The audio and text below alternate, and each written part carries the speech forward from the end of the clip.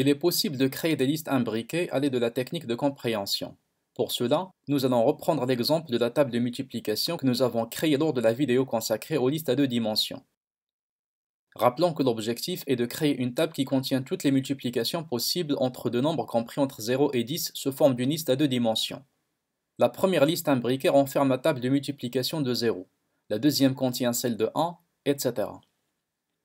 Je vous recommande de voir la vidéo consacrée aux listes à deux dimensions si ce n'est pas déjà fait, afin de comprendre comment nous avons créé et affiché la table de multiplication en utilisant les boucles imbriquées.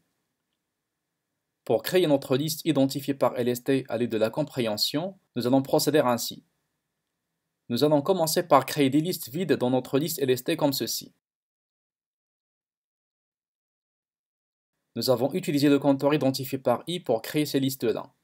Si on affiche LST, alors on obtient une liste qui contient 10 autres listes. Maintenant, il est temps de remplir ces 10 listes par le résultat de multiplication de I par J. Notez que J sera le compteur de la boucle qui générera les éléments des 10 listes.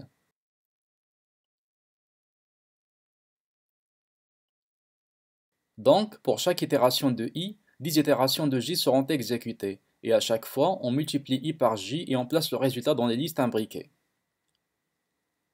Nous avons désormais notre table de multiplication à deux dimensions. Nous allons juste l'afficher sous forme d'une grille dont les éléments sont alignés comme on l'a fait avant.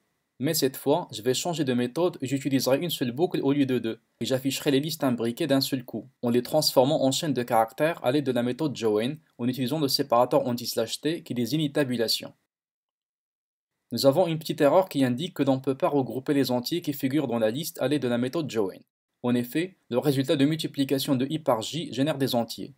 Nous allons donc transtyper ce résultat en chaîne de caractères pour éviter l'erreur. Nous avons désormais notre table de multiplication affichée comme prévu.